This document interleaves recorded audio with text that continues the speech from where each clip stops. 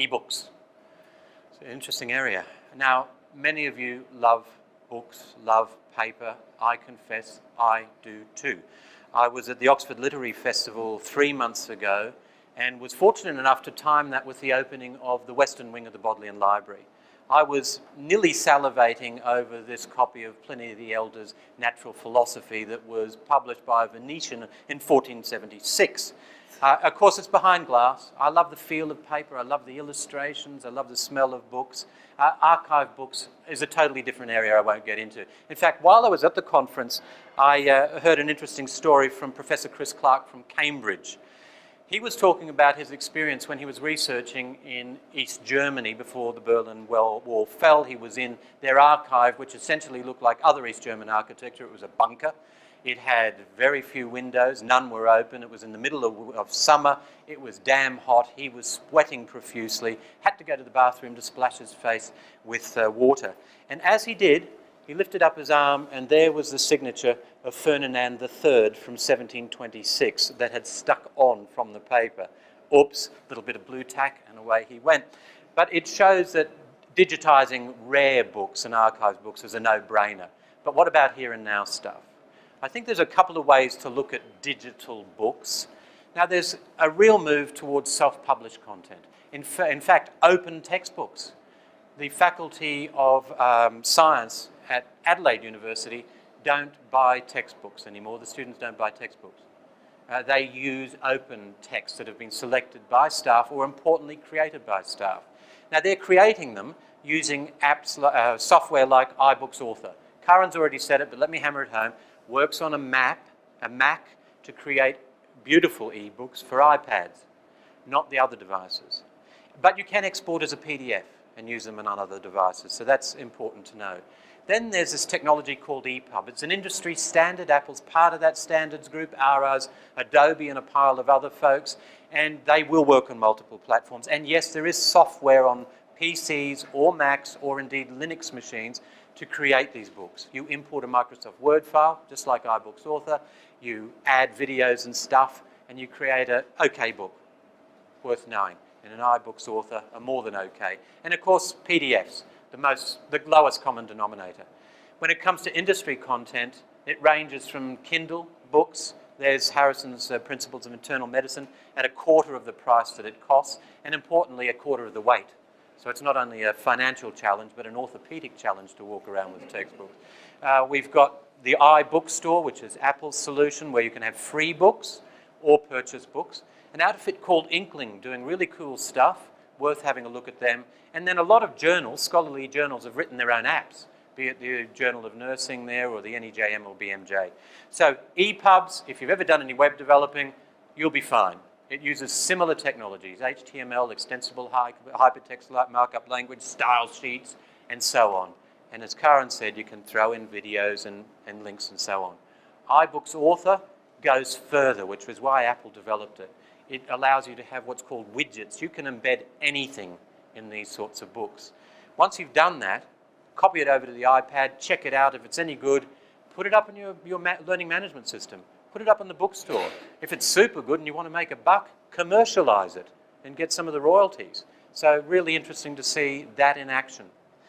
I want to stop and have a look at what I just called the lowest common denominator, PDFs. The business school colleague has slipped out, but Pennsylvania and MIT have the 3rd and 9th ranking graduate business school on the planet according to the Times Higher Ed supplement. And their biggest boast, their benefit for giving every student an iPad is they've saved money. I guess a business case for a business school makes sense. They're no longer having to photocopy. They're just giving students PDFs. And I'm just going to hit a metaphorical pause button here. Is that changing teaching? No. There are lovely models out there I think we can all use to gauge where we're going with the adoption of technology and whether it's making a difference. One of them is by a guy called Ruben Puentedora out of Massachusetts. He has developed what he calls a SAMRA model. Now, if you look over to the left, you'll see what SAMRA stands for: substitution, augmentation, modification, and redefinition. It's a great way of seeing where you're at. I know that I started down here when teaching with technology. What the guys at Sloan School of Business did was just replace paper with PDF. There's a little bit of an improvement because the students can now search for keywords, which they couldn't do on paper. But what if the students developed their own books as part of the learning material and got more engaged and did stuff that was impossible before? These books can get live feeds from the internet. You could have stock exchange data coming up in your textbook. You could redefine and indeed transform if you went that little bit further. There are other models like the TPAC model, really interesting stuff. An example of students creating books in an obvious discipline might be journalism, in this case from Western Ontario. Hey, my name's Paul. I'm one of the students here in the Western Journalism program, and as part of our online journalism course, we're working on 4 really different and interesting projects. So let's go talk to the people in charge and see what they're up to. Hi, my name is Jillian Wheatley. I'm part of the TIE tablet team. We are creating an iBook on the TIE's award-winning Growing Local Bounty theory. My name is Matt Dusenberry, and right now my team and I are working on building an iBook authored suite for Rabble.ca. Hey guys, my name is Billy. I'm part of the aggregators, and right now we're working on taking everybody's TV, radio, and print work and kind of organizing it and putting it in the best possible. This guy hammers home a point for me.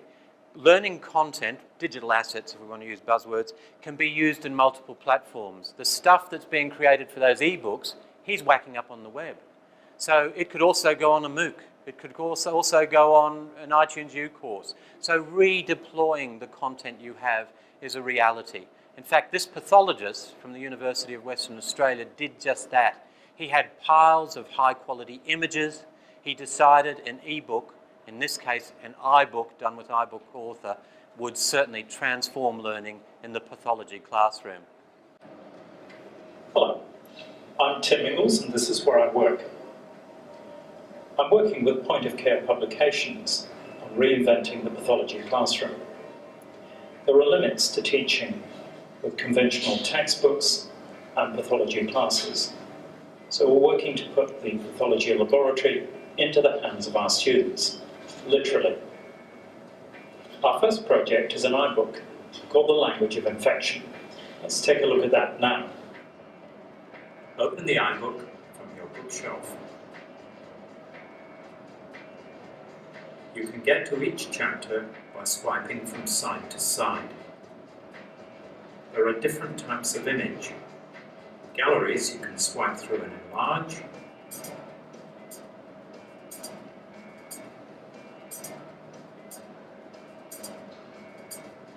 And interactive images. I've written review questions at the end of each chapter.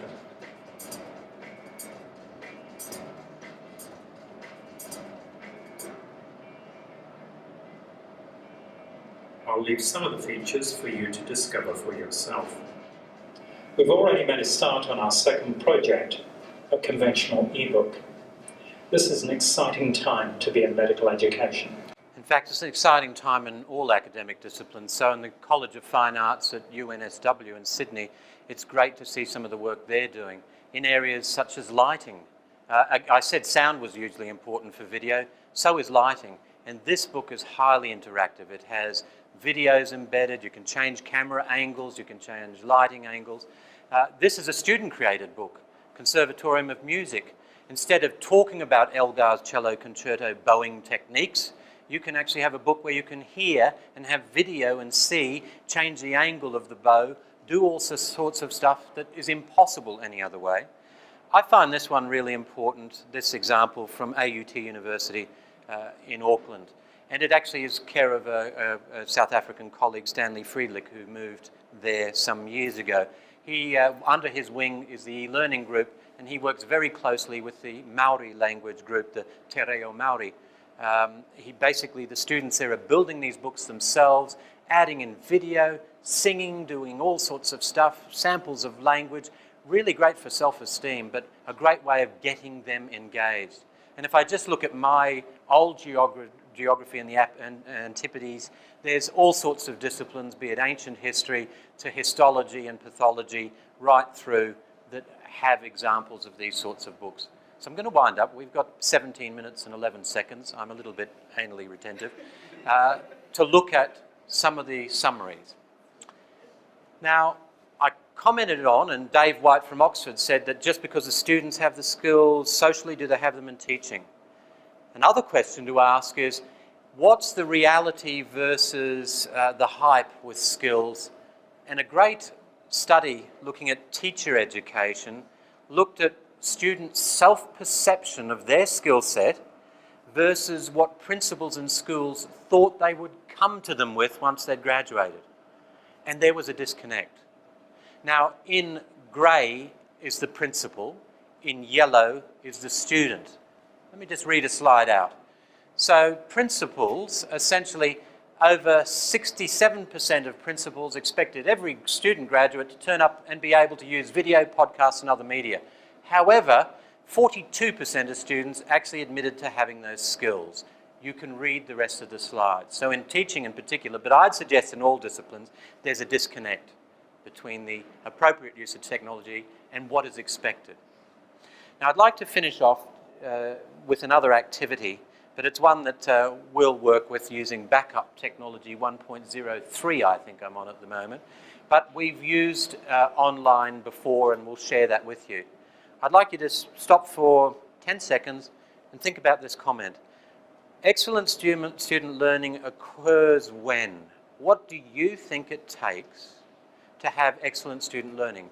I've dropped a couple of hints throughout the talk as to what I think is important, but I'm not the content expert.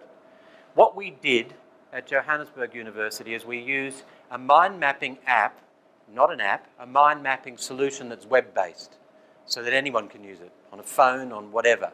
And it's called Group Map, and it's from Curtin University. And it's great for strategic planning as well. What I did is I asked people, what do you think is required for excellent student learning? We then actually got them online. We're not going to do that now, I think. Let's stick to time. And I got them to join that group map by typing in the password. And then they jumped online, and let's swap over and look at what it turned out to look like. So we'll go over to another machine and I'll talk you through this. I'm going to use that groovy AirPlay technology again. No cables over there.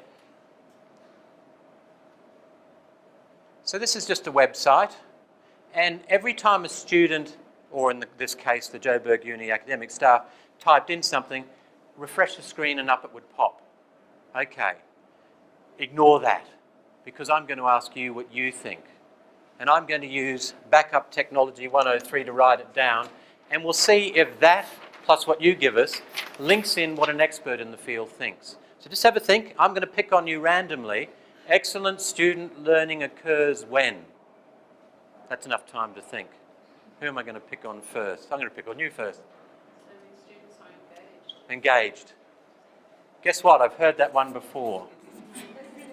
And I think you're 100% correct. Why don't I get you to show hands? You might not like being intimidated by me pointing you out. If you've got a contribution to the group, raise hands. Sir?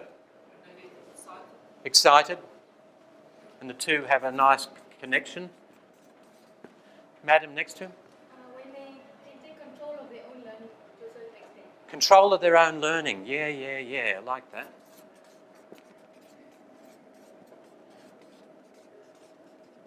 You know, there's a movement around what's called discovery learning that really uses that kind of pedagogical model.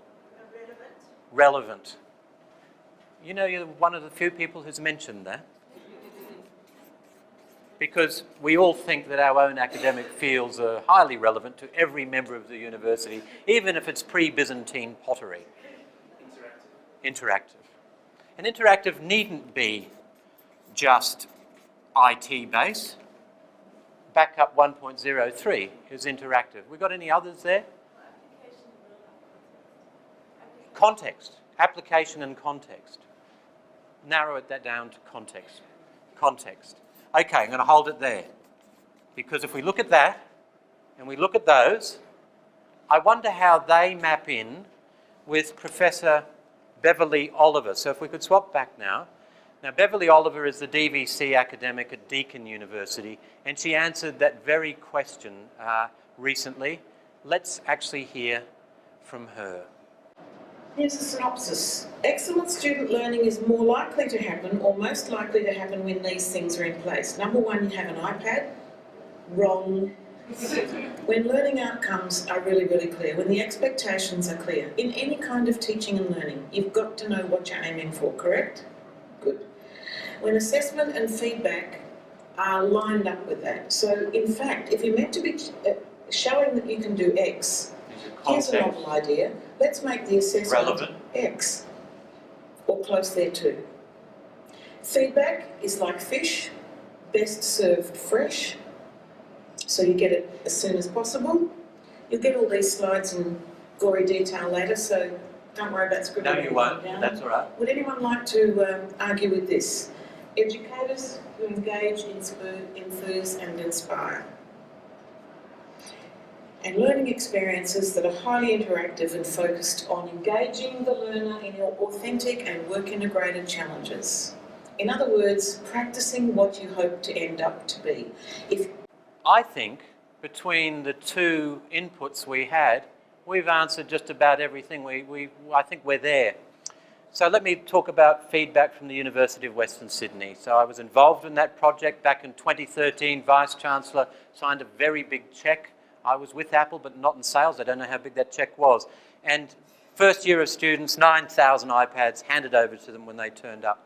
I don't agree with the marketing people at UWS with that slogan. In fact, it's somewhat ironic. That is pinned up on the oldest multi-storey building in Australia, the women's orphanage at the Parramatta campus. But they continued in the second year. We got up to 20,000 iPads. Professional development happened. Beginning of academic this year, back in March, 40,000 iPads in the hands of staff and students. Now, why am I using them apart from the fact that there are a lot of iPads in their hands? Because with some universities, there are very similar demographics and background. For example, I'm going to kind of guess that you have a large cohort of students coming in from non-English speaking backgrounds. Well, Western Sydney Uni, 32%, in fact, 170 countries of origin. That really impressed me when I heard that. 32% mature age students.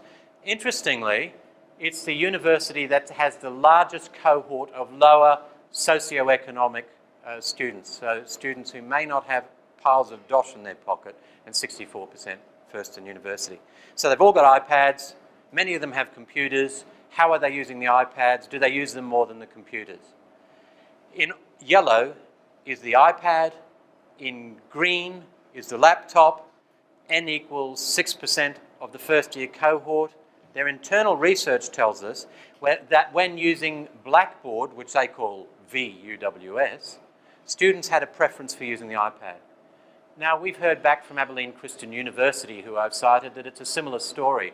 In fact, they found that folks are online doing more with the iPad, and it's pretty obvious why. It's easier to have with you at all times. Now, I'm going to be honest, not all activities reported this difference. For submitting work to Blackboard, they preferred the notebook. Qualitative research. I'll let you read it. Professional development, professional development, professional development. These are the guys who don't do lectures anymore. Every student has an iPad. Does it mean all staff are comfortable with the technology? Not necessarily. So it's an issue I've come across university to university, and typically the way that it's addressed is grabbing lighthouse teachers, I'm guessing like yourselves, because you have an interest in this, to lead the way for others. And it's certainly an observation made by colleagues from the University of South Africa. People who are going to teach our students, our learners, are themselves not competent in using technology. I think that's a very harsh statement, because I've come across a number of folks like this chap who it excites them, and exciting them excites their students. And he has a highly engaged, large group of students in his subject. So I don't agree with the comment that was made. I've already mentioned these guys. The Faculty of Science Executive Dean Bob Hill made a decision 4 years ago to give every science student, so the university didn't cover it, his budget covered it, an iPad, because he was worried about a number of things.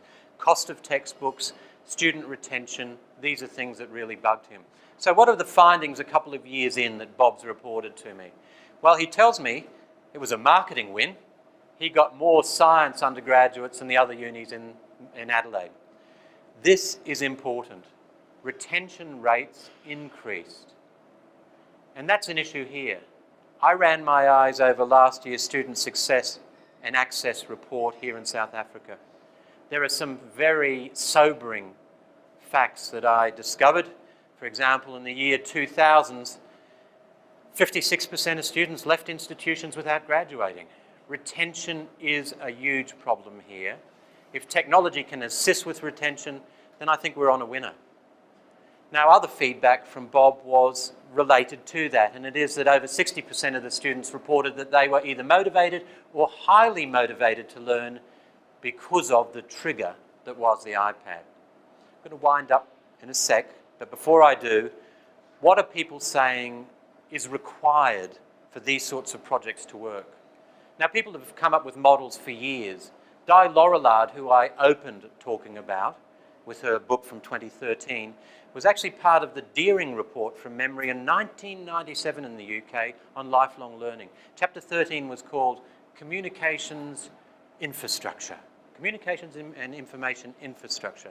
And she agreed very much with this paper that you have to have different parts of the puzzle. In fact, she had a lovely Venn diagram, in the middle of which was strategic guidance from Vice-Chancellor, etc. So it's all about integrating it appropriately, using the right pedagogical model. We've heard again and again that timely feedback, what was it, is best served fresh like fish.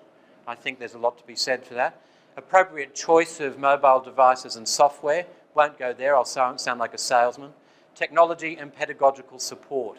Without infrastructure, this will fall over. And is that a challenge where infrastructure can be unreliable?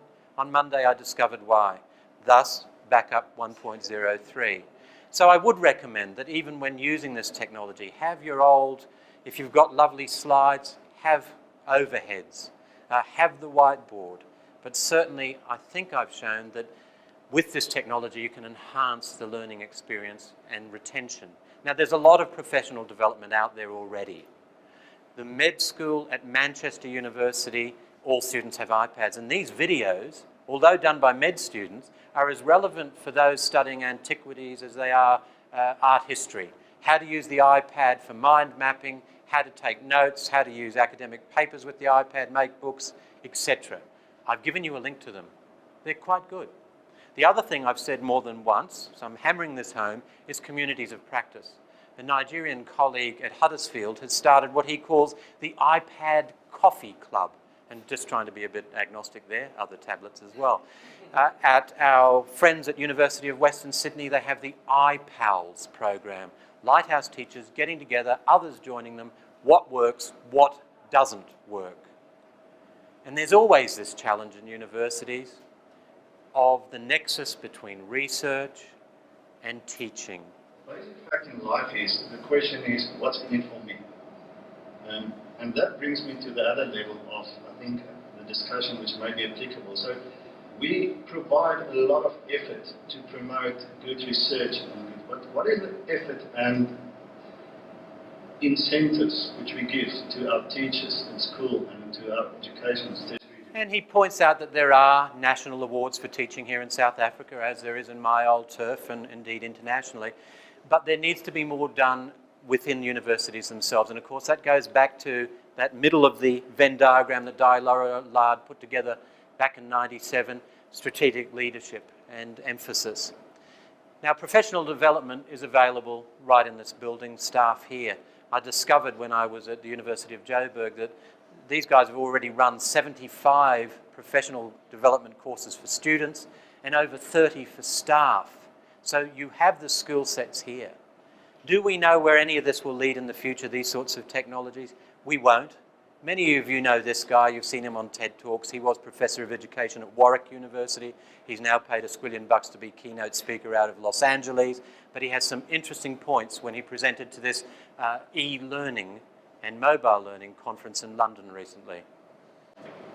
If you'd said to the architects of the telegram, or the telegraph, that you would be sitting here now with tablet devices that can connect you to every published item in the world, and well, I don't need to tell you what the iPad can do, but they'd have thought you were Captain Kirk, and indeed you are.